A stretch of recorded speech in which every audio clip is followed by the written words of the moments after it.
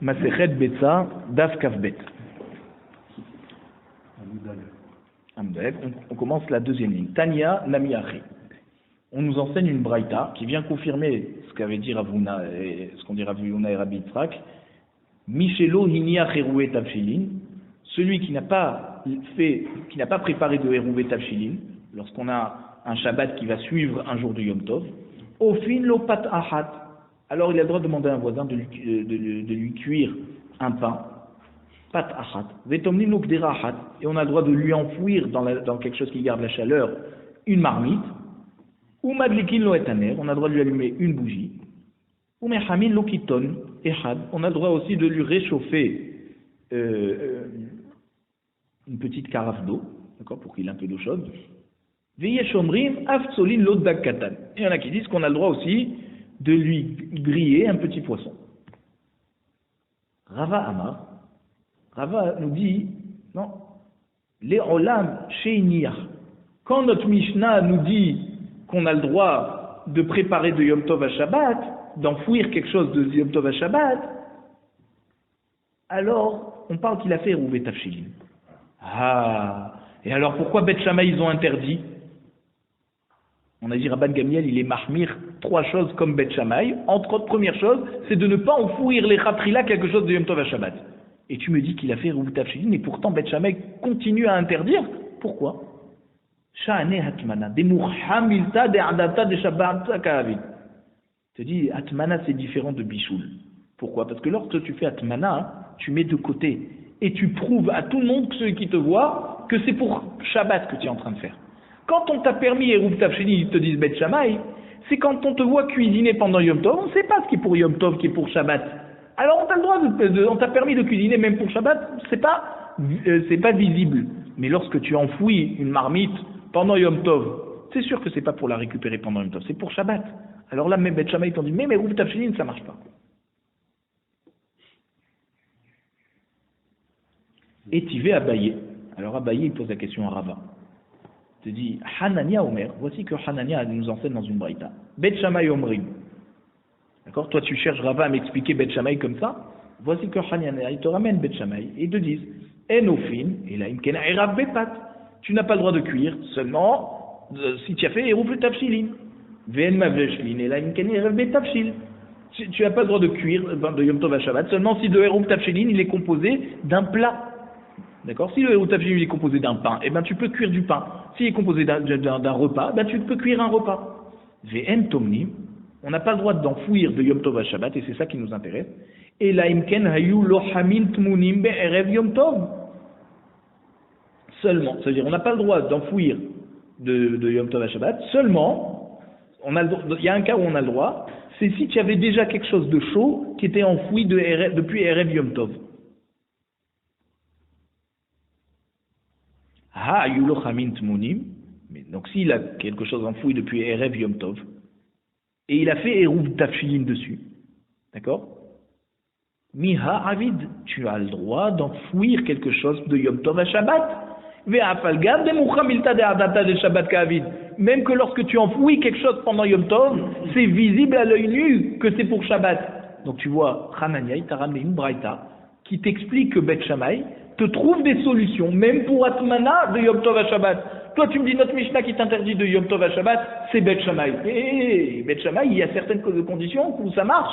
Si tu avais enfoui quelque chose depuis Erev Yom Tov, eh ben, tu as le droit de continuer à enfouir de Yom Tov à Shabbat, même que ça se voit que c'est pour Shabbat. Et là, Abaye.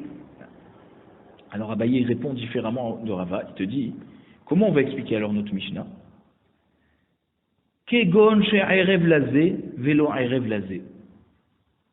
Il a fait un Hérouvé Tafshilin, ou d'un plat, ou d'un pain, mais il n'a pas fait Hérouvé Tafshilin avec quelque chose d'enfoui. Donc, il n'a pas le droit d'enfouir.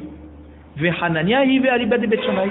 Et notre Mishnah, qui nous dit que Rabban Gamliel était mahmir comme Beth Shammai, de ne pas faire Atmana depuis Yom Tov à Shabbat, c'est par l'explication de Hanania. On parle que le Hérouvé Tafshilin était composé ou d'un pain ou d'un repas, mais il n'avait pas fait un Hérouvé Tafshilin qu'il avait enfoui dans quelque chose qui garde au chaud. Donc c'est pour ça que là ça marchait pas d'après Beth Shammai et qu'il a été mahmir. Et Beth Hillel, il pense qu'il n'y a aucun problème, même si tu n'as pas enfoui, du moment où tu as fait Eruv Tafilin sur du pain, eh ben tu peux cuire avec, tu peux enfouir avec, ça pose pas de problème.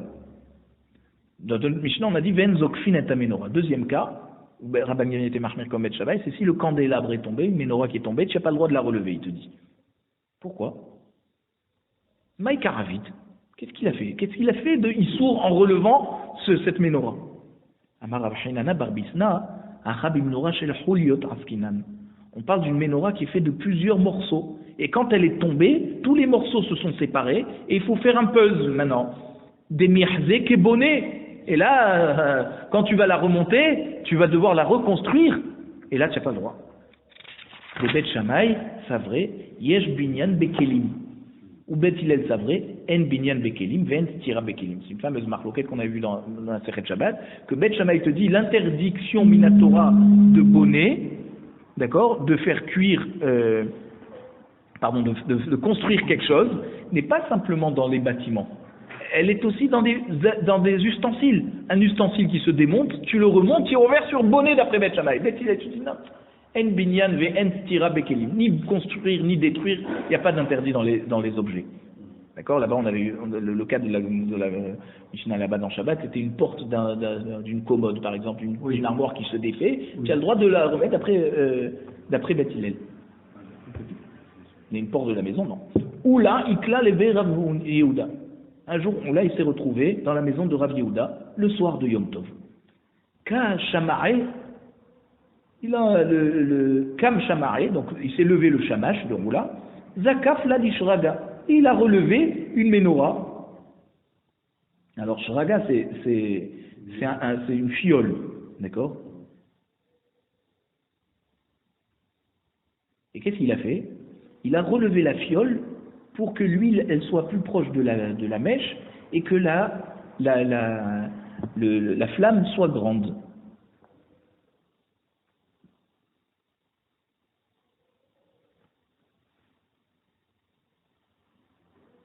Et alors, donc le nerf était comme ça déjà, il était déjà penché du côté de l'huile, et lui qu'est-ce qu'il a fait? Il a relevé le nerf de manière à ce que l'huile soit écartée de la lampe, de la mèche, et que ça s'éteint plus vite. Itivé Rav Yehuda les Roula. Et Rav Yehuda qui était présent, il a demandé à Roula, au Baal Habayit, il lui a dit, dis-moi, tu le laisses faire ça? Hanoten shemen baner hayav mishum av'ir. Celui qui rajoute de l'huile dans le nerf, c'est comme si qu'il allume. Parce que plus il y a d'huile, plus la flamme est grande. Donc pareil, s'il bouge le nerf pour rapprocher la mèche de l'huile, c'est pareil. C'est comme si tu allumes. Celui qui prend un petit peu d'huile, il prend une petite cuillère d'huile pour mettre dans son assiette, et ben c'est comme si qu'il éteint, puisque par le fait qu'il a pris de l'huile, la fiole va s'éteindre plus vite. Comment tu le laisses faire ça, ton shamash? Amarlé, la vadartaï. Il dit non, effectivement, on n'a pas le droit de faire ça. Mais j'ai pas fait attention dans ce qu'il a fait le shamash. Mais si je l'avais vu faire, bien sûr que je l'aurais engueulé. Amarav, Keni Vacharé. Donc, Rav, il nous dit, on a le droit d'enlever pendant Yom Tov le haut de la mèche qui a déjà noirci. Pourquoi? Parce que ce noir, il noircit aussi la fiole autour, et il veut garder sa fiole d'huile propre. Ah, mais alors, quand il fait tomber... Donc en fait, c'est quoi? Il y a un peu de noir qui s'est mis sur le bord du nerf, et lui, il le fait sauter, comme ça, ce petit bout de mèche, il tombe par terre, et en tombant par terre, il va s'éteindre. D'accord? Et pourquoi il permet de faire ça? Parce qu'il te dit, de même qu'on a le droit d'allumer un nerf pendant Yom Tov, maintenant on parle de Yom Tov, hein, ce cas là-bas c'est Yom Tov, pourquoi on a le droit d'allumer un nerf pour avoir une belle lumière?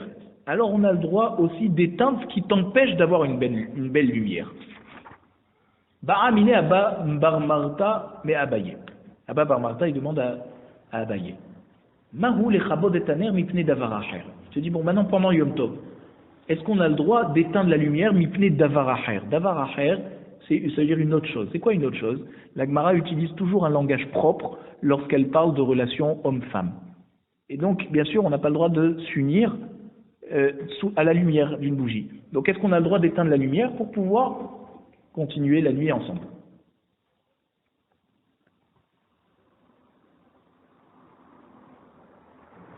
Alors, c'est vrai que quand tu éteins la lumière, c'est pas mishum ochel nefesh, mais c'est au moins mishum hana atagouf. Amarlo efshar bebaït acher. Ça veut dire quoi? Au lieu de l'éteindre, tu peux sortir le nerf et le mettre dans une autre chambre. Tu n'as pas besoin de l'éteindre. Donc Abaye lui a trouvé une solution intermédiaire. Tu ne l'éteins pas, mais tu as le droit de le déplacer pour que la chambre soit sombre. Maintenant, Enlo Baït Acher, il n'a pas d'autre chambre. D'accord? Il n'a qu'une maison avec une seule chambre. Maï, qu'est-ce qu'il fait? Il a le droit d'éteindre ou pas? Babar Marta, il continue à poser la question. Alors il te dit, Efshar la asot lo mechitza. Abaye lui dit, tu peux faire une mechitza avec un drap qui va te séparer entre le lit et le nerf. Et l'autre, la asot mechitza, il n'a pas de drap en plus pour faire une mechitza. Maï, qu'est-ce qu'il fait? Efshar lirpot alav et takeli. Il lui dit, tu peux mettre un keli à l'envers sur le nerf. Et alors il te dit, l'eau keli. Il n'a même pas d'autre keli. Maï, qu'est-ce qu'il fait? Il n'a rien. Amarlé Assour. Il dit, c'est Assour. Pas de solution, c'est Assour. Parce qu'on a le droit, de là où tu vois qu'on a le droit d'éteindre un nerf, seulement les sorech ochel nefesh. Quand ils disent mettre un verre. Oui, effectivement. Voilà. Non, là on parle de. Il n'y a pas d'air, ça s'éteint. Voilà, c'est un kéli apparemment qui laisse un petit espace. Ça veut dire c'est juste. S'il a pris donc un kéli spécial. Non, il met un kéli un peu pas jusqu'au bout. Il laisse un peu d'air vers le bas, un peu penché, de manière à ce que la chambre s'assombrisse sans qu'on éteigne le nerf. C'est une bonne remarque. Étivé. Comment Mishnah Berurah précise qu'il faut mettre le nerf, le kéli à l'envers, de manière à laisser un peu d'air pour que le kéli ne s'éteigne pas, sinon tu n'as rien gagné à mettre à l'envers un kéli, effectivement. Mais s'il n'a même pas ce kéli pour mettre à l'envers et assombrir la pièce sans éteindre le feu, eh bien c'est assour, Amarlé assour. Itivé. Alors Abba Bar Marta, il a posé une autre question à Abaye. Il lui dit, dis-moi, En mechabin et bekaat kedelahus aleha. On n'a pas le droit, d'accord, on nous a enseigné dans une braïta, qu'on n'a pas le droit d'éteindre pendant Yom Tov la bekaat. C'est quoi bekaat? C'est un morceau de bois qui est en train de brûler, qui est de la housse aléa, parce que tu veux pouvoir l'utiliser ce bois, tu veux pas qu'il se consume complètement. Alors il te dit, on n'a pas le droit de l'éteindre. Bref, c'est un grand morceau de bois, et il veut le garder, il veut pas qu'il se consume tout. Il a une grande bûche, une belle bûche. On n'a pas le droit de l'éteindre parce que tu veux la garder entière, la housse aléa, tu veux pas qu'elle se consume complètement. Par contre, si tu vas éteindre la bûche parce que tu en as marre de toute cette fumée qui est dans la pièce et tu veux diminuer la fumée, et d'accord, il n'a pas envie d'avoir mal aux yeux à cause de la fumée, ou hagdera.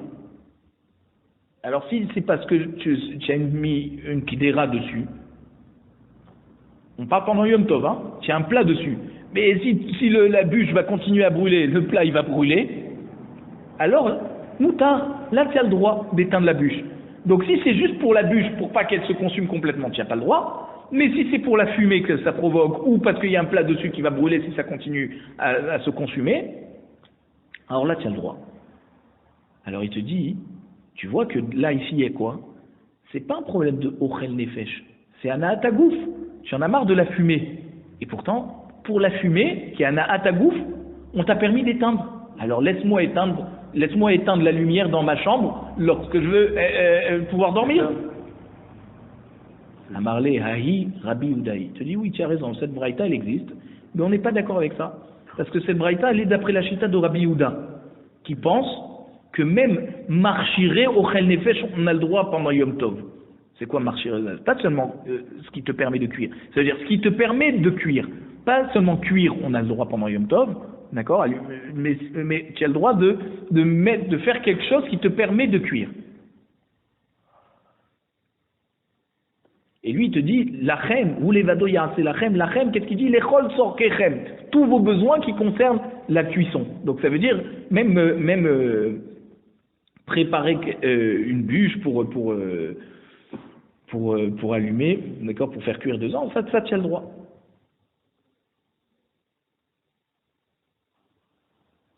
Donc c'est seulement d'après lui que tu auras le droit d'éteindre la bûche pour que la fumée ne se répande pas dans la maison. Et effectivement aussi, tu aurais le droit, d'après Rabbi Yehuda, d'éteindre la lumière, la bougie dans la chambre, pour pouvoir aller dormir. Ki ka'amina ana, mais moi ce que je t'ai dit que c'est interdit, les Rabbanan. Moi je t'ai parlé de la chita de Rabbanan qui interdisent de marchirer au Chel Nefesh pendant Yom Tov. Parce qu'ils te disent, ou levado ya'aseh lachem, ou seulement allumer le feu de Ochel Nefesh, tu as le droit. Mais marchirer au Ochel Nefesh, on n'a pas le droit. Or, toi, tu me ramènes des cas, éteindre la bûche pour elle-même, d'accord, ou éteindre la lumière pour pouvoir aller dormir. Ça n'a rien à voir avec Ochel Nefesh, donc moi, je ne peux pas t'autoriser ça. Chachamim n'autorise pas ça. Et la braïta que tu m'as ramenée, elle est d'après Rabbi Yehuda, mais on n'est pas posé comme lui. Ba'amine Abaye Miraba. Abaye, il a posé une question à Rabba. Il lui dit, Mahou le chabod et adleka beyom tov. Bon, maintenant il y a un grand feu, d'accord, un incendie. Est-ce que j'ai le droit d'éteindre pendant Yom Tov? Alors Abaye, il lui dit comme ça. Abaye, ça veut dire, il pose la question à Rabba, son maître, et il détaille sa question. Il lui dit, Hecha de ika sakanat nefashot, lokami bariali. Je ne me pose pas la question dans le cas où il y a un danger un danger de mort, Bevadaï, qu'on a le droit d'éteindre. C'est sûr. Des afilou be Shabbat, parce que ça, même pendant Shabbat, c'est permis d'éteindre lorsqu'il y a des vies en danger. Ki kami bariali, quand je te pose la question, d'accord, quand je suis en safek, mishumi boud mamon, c'est un incendie qui ne met pas la vie en danger, mais par contre qui risque d'abîmer des objets. Je vais perdre de l'argent avec ça. Est-ce que j'ai le droit d'éteindre? Ça veut dire, moi, j'ai aucun risque. On est tous sortis de la maison. Maintenant, si je laisse brûler cet incendie, je vais plus avoir de maison et je vais devoir passer mon Yom Tov sous la pluie ou sous la chaleur, la canicule. Maï, est-ce qu'on a le droit dans ce cas d'éteindre? Il n'y a pas un danger pour sauver des vies, mais par contre, je ne vais pas passer un Yom Tov sympathique. Amarlé, un sourd. Rabbi lui a dit non, c'est un sourd. Quand on a permis d'éteindre le feu, c'est seulement pour lorsqu'il y a des dangers, des vies en danger. Et Tiv. Alors maintenant, Abaye pose la question à Rabbi, il dit ok. Voici qu'il y a une braïta qui nous dit voici que la braïta qui nous dit qu'on a le droit d'éteindre tu n'as pas le droit d'éteindre la bûche si c'est pour elle-même parce que tu veux qu'elle reste entière, mais par contre tu as le droit de l'éteindre si tu as une marmite dessus et que le plat va brûler si tu la laisses continuer à se consumer, ou alors parce qu'il y a trop de fumée dans la chambre, dans la maison. Rabbi lui dit, hey, Rabbi Yehudaï, cette braïta elle est de Rabbi Yehuda, nous on n'est pas posé comme lui. Qui kamina ana les rabbanan. Moi ce que je t'ai répondu que tu veux sauver ta maison, mais il n'y a pas de vie en danger, et que je t'ai dit qu'on n'a pas le droit d'éteindre l'incendie, eh bien je t'ai dit au nom de Rabbanan. Ba'amine Ravashi me Amemar. Maintenant Ravashi il a posé une question à Amemar. Mahou likrol et ta'ain beyom tov. Alors, est-ce qu'on a le droit de mettre de la couleur, c'était comme du bleu qu'on mettait autour de l'œil, pour se soigner. D'accord, il y a pour faire beau, il y a aussi pour se soigner. Alors maintenant, si pour se soigner, il veut le faire pendant Yom Tov, est-ce que c'est assourd parce que tu mets de la couleur, ou il y en a qui vont dire c'est une mélacha de Tzovéa, ou il y en a qui vont dire que c'est une mélacha de Kotev, tu écris. Parce que le produit lui-même, il est en couleur, quoi. Voilà. Alors, est-ce que c'est permis même que, voilà, il te dit, ce qui est interdit, c'est lorsque tu veux juste colorer ou écrire, mais si c'est pour refoua, peut-être que oui. Alors, il te dit, Hecha deika sakana, si, c'est pas seulement qu'il veut le faire pour refoua, c'est parce qu'il y a réellement un danger s'il se protège pas l'œil avec d'accord, ce produit qui donne la couleur. Kegon ditsa, kegon rira, ditsa, dema. Dim'ata vekadahta utrilat ukhla lomi bariali. Dafilou beshabat shari. Il te dit, lorsqu'il y a un danger, alors, l'œil peut être en danger à cause de rira. Rira, c'est une sorte de c'est quelque chose de liquide qui sort de l'eau, qui sort de l'œil. Voilà, une conjonctivite, exactement. Dites ça, c'est, il a eu mal à l'œil, c'est comme si on est en train de lui enfoncer une aiguille. Dema, il a eu un sort de caillot qui s'est bloqué dans l'œil. Dima'ata, là il pleure tout le temps, là il a des larmes qui coulent tout le temps. Kadarta, c'est à cause de la fièvre, l'œil est en train de souffrir. Ou trilat ukhla, lomi bariali. Donc ça veut dire, au début de toutes ces maladies-là que je t'ai citées, j'ai aucun problème d'afilou beshabbat shari. Je sais que même Shabbat c'est moutar de se oindre l'œil avec ce krol qui donne la couleur, parce que si l'œil est lié au cœur, et s'il y a un problème avec l'œil, ça met en danger tout le cœur. Donc on a le droit de soigner l'œil. Regardez comme un Chachamim connaissait bien l'anatomie. Ki kami bariali, quand je me pose la question, sauf ukhla, quand on est à la fin de la maladie. Là, on est presque à la guérison, il n'y a plus de danger à mettre tout le corps en danger. D'accord? Il n'y a plus de risque à mettre tout le corps en danger. Ou patsohe ena mai.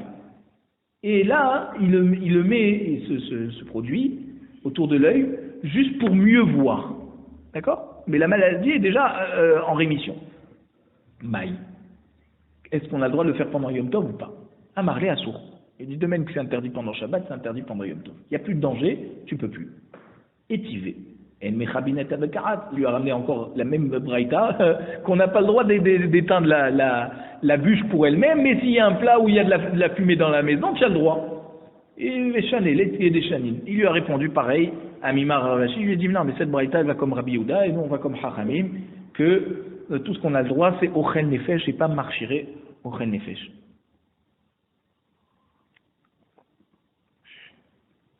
Donc Amimar, il a répondu comme ça à Ravashi. Amimar, Sharel Mikhalena Minochi. Par contre, Amimar, il a trouvé une solution. Pendant Shabbat, c'est de mettre de cette couleur autour de l'œil par un goy, Beshabta. D'accord? Même qu'on est à la fin de la maladie et qu'il n'y a plus de danger, un goy, il peut te le faire. Par contre, par un juif, pas seulement pendant Shabbat, c'est interdit, mais même pendant Yom Tov. Ika de Amré. Il y en a qui disent cet enseignement d'une autre manière. Amemar bouffé kahal aina minochi beshabbat.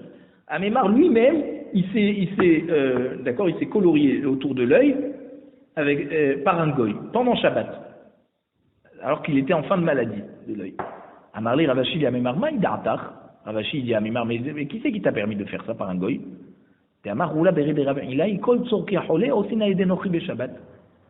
Il dit parce que tu t'es permis de faire ça parce que tu t'appuies sur Oula, le fils de Rav Ilaï, qui a dit que tous les besoins d'un malade qui n'est pas en danger, d'accord, pas seulement donc le soigner, mais aussi le cuisiner, lui faire à manger, on a le droit de faire tout ça par un goy pendant Shabbat. Donc toi aussi tu t'es permis par un goy de te faire ça autour de l'œil. Ve'amar Rav Hamnuna kol davar she'en bo sakana omer lenochi v'oseh. Pareil pour Rav Hamnuna nous confirme que même des choses qui ne mettent pas en danger le malade, si on lui fait pas ça, eh bien quand même on a le droit de demander à un goy de lui faire. À condition que le juif n'aide pas le goy, c'est le goy qui fait tout. Avalmar kametsaya baade.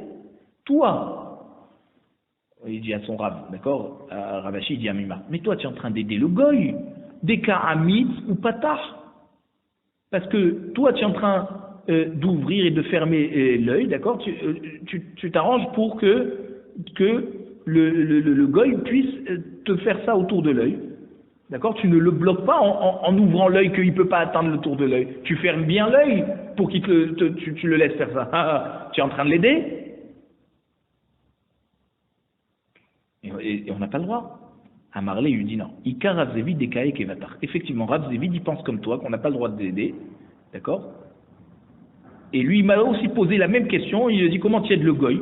Veshanaïle, moi je lui ai déjà répondu à Rav Zvid, Messaya en bo mamash. Aider, c'est rien du tout.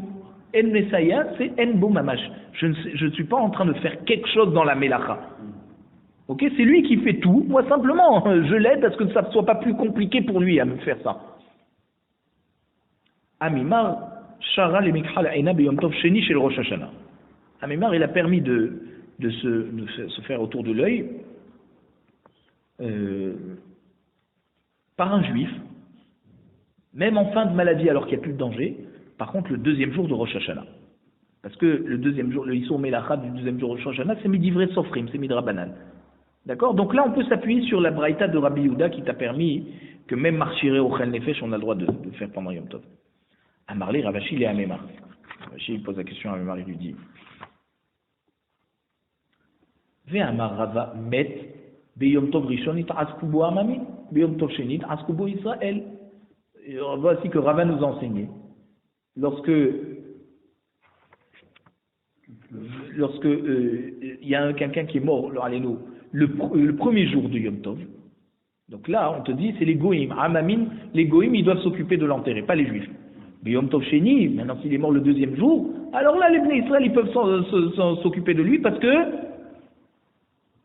Chachamim, ils ont fait le Yom Tov Sheni comme un jour de Chol à propos de l'enterrement d'un Juif. Même les 2 jours de Rosh Hashanah, que là-bas, même le deuxième jour, il est Hamour. D'accord? C'est pas comme un deuxième jour de Yom Tov pour Chutz La'aretz, par exemple.